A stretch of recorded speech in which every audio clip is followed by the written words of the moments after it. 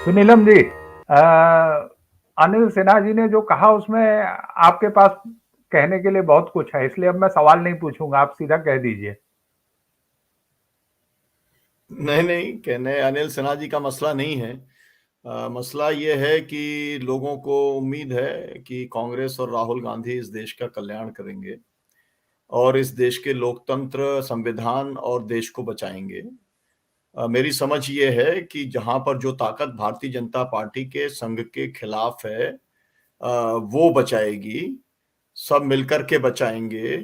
साथ में आए ना आए, कोई गणित बने ना बने, मैं ये नहीं मानता हूं कि रीजनल पार्टीज जो है वो भारतीय जनता पार्टी या मोदी के जो है वो संरक्षण में हैं या उनकी दया पर निर्भर हैं।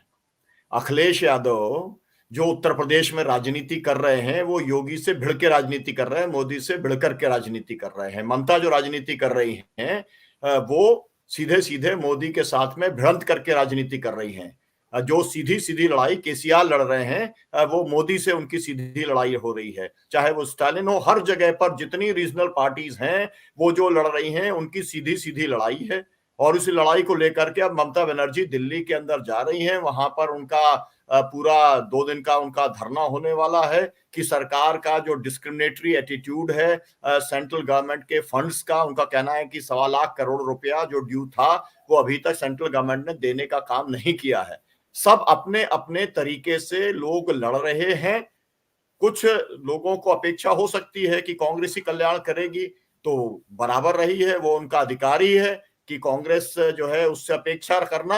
लेकिन मेरी अपेक्षा यह है कि जो नॉन बीजेपी पार्टीज हैं वो अपनी अपनी जगह पे लड़ रही हैं, उनका लड़ना अपना जरूरी है और कोई किसी की दया पर नहीं है।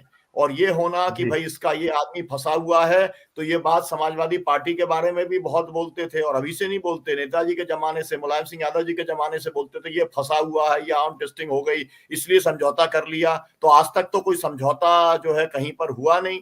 आप ममता बनर्जी ठीक है एनडीए के अंदर रही हैं, उन्होंने समझौता किया है, लेकिन ममता बनर्जी के साथ में क्योंकि अखिलेश यादव ने मुलाकात कर ली, तो आप अखिलेश यादव और ममता बनर्जी को आप एक ही उसमें तराजू पे तोलने लग जाए, मुझे लगता है कि ये ठीक नहीं है।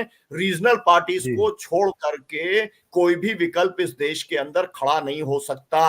और अगर जो स्वर निकल रहा है उस स्वर के बाद में तो कांग्रेस पार्टी कह दे कि हम किसी के साथ में कोई समझौता नहीं करेंगे, हम तो जो है अपनी दम पर सब कुछ करेंगे, हमें किसी की जरूरत नहीं है। और जिस दिन वो कहेगी, अभी मतलब कर वही रही है, लेकिन जिस दिन वो कहेगी मुझे लगता है कि कांग्रेस पार्टी के लिए और देश के लिए बहुत ज्यादा आत्मघाती ये होगा।